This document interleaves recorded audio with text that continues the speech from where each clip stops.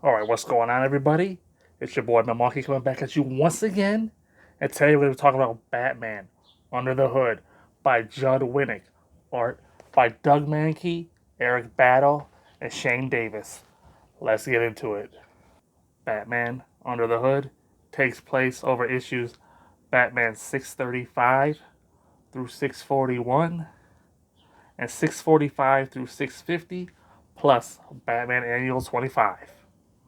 The basic premise of Batman Under the Hood is that there's a new crime lord in town named Red Hood, and he's going up against the current crime lord, Black Mask. And Batman, he's caught in the middle. At first, he doesn't know what to make of this Red Hood character, and then he discovers who he is, and then he can't decide whether or not he should save him or not. I'm gonna cut right to the chase here, folks. Didn't really like this story all that much. Uh, Not a fan of Red Hood.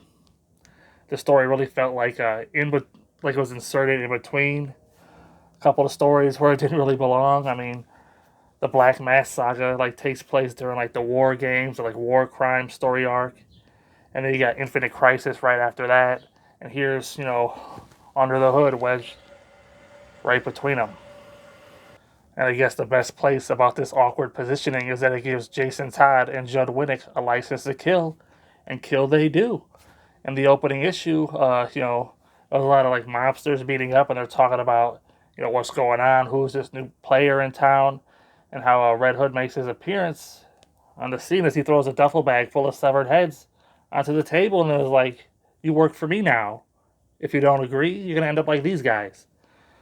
Just not a fan. And this guy's supposed to be a hero later. I was supposed to take him seriously later, and he's beheading people, and that's just the start of it, right? And I guess because it was all going to be wiped away by Infinite Crisis, it didn't really matter. And it really feels like this story ultimately doesn't matter. Because I'm not sure how much the resurrection here of Jason Todd sticks. Because, like I said, Infinite Crisis is just going to wipe it away or change it. So the story really felt like a lot of filler. Just, a lot of Jason versus Black Mask. Oh, Black Mask got to team up with the Justice Villain Society or whatever it's called, and send Captain Nazi after Jason Todd. I mean, what a character, right? I guess I shouldn't be surprised. Any excuse to kill a Nazi, am I right? And just a lot of stuff like that. Mr. Freeze is here for like a hot minute, then he just runs away. A lot of stuff like that. Anyway, when Batman finally figures out that it's Jason Todd, because Jason reveals himself to him, he still can't believe it. He's got to go to Green Arrow to say, "Oh, what was it like when you were resurrected?" And Green Arrow is like, "You were there, Batman. You know everything that I told you, right?" So then Batman goes to Superman. He's like, "Superman, what was it like when you were dead and came back?" It's like, Batman, how much shit have you seen throughout your career, throughout your history? And you can't believe that Jason's back via a Lazarus pit. I mean, come on. You deal with Ra's al Ghul on the reg.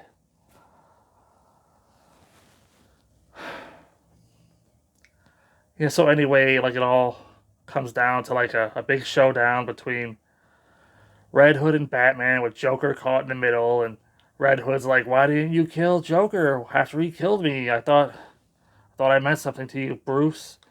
And Bruce was like, "I did, but if I ever cross that line, I won't be able to come back, and I'll just keep killing, so I couldn't do it." And so Red Hood's got the gun to Joker's head, and Batman's like, "Don't do it, Jason, don't do it." And at the last second, he like throws a batarang and it hits Jason, and so Joker gets free and he grabs the gun and he shoots a block of C4, blowing them all up. But again, it just doesn't matter. Right here comes Infinite Crisis to whisk it all away. I guess really the best thing this I guess really the best thing this book served to do is let everybody know that, hey, Jason Todd's back and he's bad for a hot minute. But we'll see how long that lasts, right? Just I don't know. Just wasn't a fan of this one. As far as what I liked, I mean, anytime you come into like a trade here, like storyline, uh, that lists multiple artists, you kind of know you're going to be in for like a rough ride. So I will say that these artists, Doug Mahnke, he's the primary artist. He does most of the issues. I think Eric Battle does like one issue, and then Shane Davis does a couple. But they're all pretty similar in style, unless the other guys just had to mimic Doug's style. But it's reading it, you could tell the artist changed, but it's not as jarring as it can be sometimes. There was also a pretty cool fight here with Nightwing and Batman teaming up to take on Amazo. So you got some great Cape Crusader action there. As far as what I disliked, I kind of already went into it. Like I feel like Jason Todd is irredeemable after reading this book. Uh, how the ending or like nothing really matters at the end of the day, so it's kind of a waste, but not really. Uh,